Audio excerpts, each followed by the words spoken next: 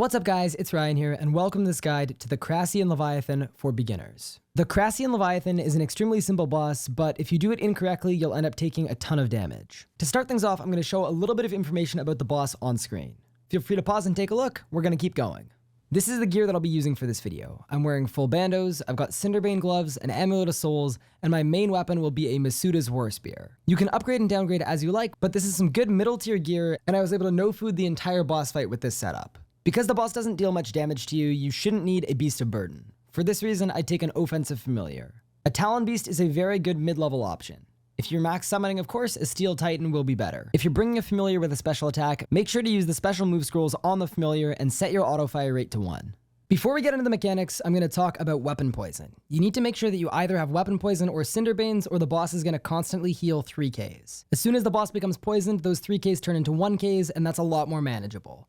This boss fight has two primary mechanics, the big breath attack and the side swipe. For starters, the big breath attack. Whenever you tag a new instance of this boss, it's going to shoot poison breath in a frontal cone. You need to make sure that you're standing to the side of the room. If you're using a halberd type melee weapon, make sure you're in halberd range. If you're any closer, you're going to get hit. If you get caught in this, it's pretty much going to one-hit you. So remember that as soon as you tag the boss, you should move into the side.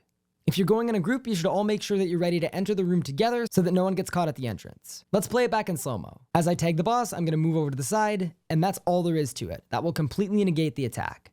After this attack, I would suggest moving back into the middle. The second mechanic is very similar to the first, and there's a reason why you want to be standing in the middle. When the Crassian Leviathan's head moves to one side, you need to move into halberd range on the opposite side. If you do not do this, you'll be hit by mass damage and it will likely kill you. As soon as a Leviathan goes from right to left, it will then follow that up by going left to right. So as soon as you dodge this attack on one side, you can instantly go back to the same side that the attack came from and you will not take any damage.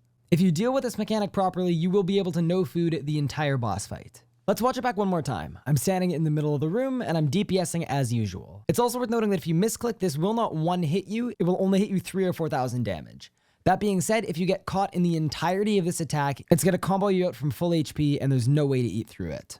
I died multiple times on the day of release of this attack, but with a little bit of practice, you can get it down very, very easily and it should not hit you at all. It takes a little bit of time to get the timing down, but as soon as you've got it, it's going to be very simple. I've sped this up and it's time to take a look at the entire boss fight. At the start of the fight, I'm standing to the side of the room so I don't get hit by the poison attack.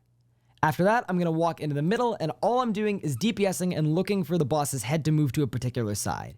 At that point, all you need to do is switch sides and you're good to go. Now, you're also going to see on screen, every so often, the animation will not fire. If that happens, you're going to have to look for the crumbling stuff on the ground, and you can still completely dodge the attack. That's why it's good to be standing in the middle. As you can see there, I did take one hit from the attack, and it hit me about 3,000 damage. It's not the end of the world, so long as you don't get hit by the entire thing. Also remember that this attack happens on both sides in rapid succession. So if your first dodge is to the west, you can instantly run all the way back to the eastern side and that will successfully dodge the second attack. After you're swiped a total of 4 times, the boss is going to stand still for a minute and you'll have a bit of free DPS time. After that, the Crassian Leviathan is going to climb back into the ship and reappear on the complete opposite side of the room.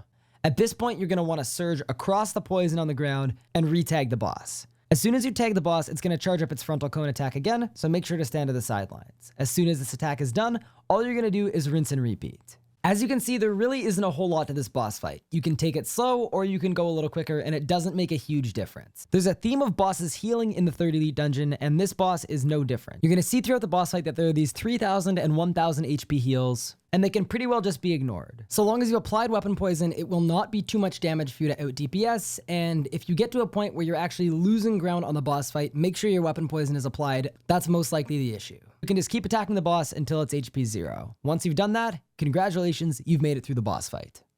Thanks for watching. If you found this video helpful, feel free to give it a like, and also consider subscribing to the channel. It really helps me out a lot. Outside of that, I will see you guys in a couple days. We're going to be taking on the 2nd Elite Dungeon 3 boss, the Necromancer. As I will be completing beginner's guides to all of the Elite Dungeons 3, 2, and 1 bosses in that order, any feedback you guys have is greatly appreciated and will factor into the makeup of the future guides. With that being said, have a good one, and peace out. That's it from me.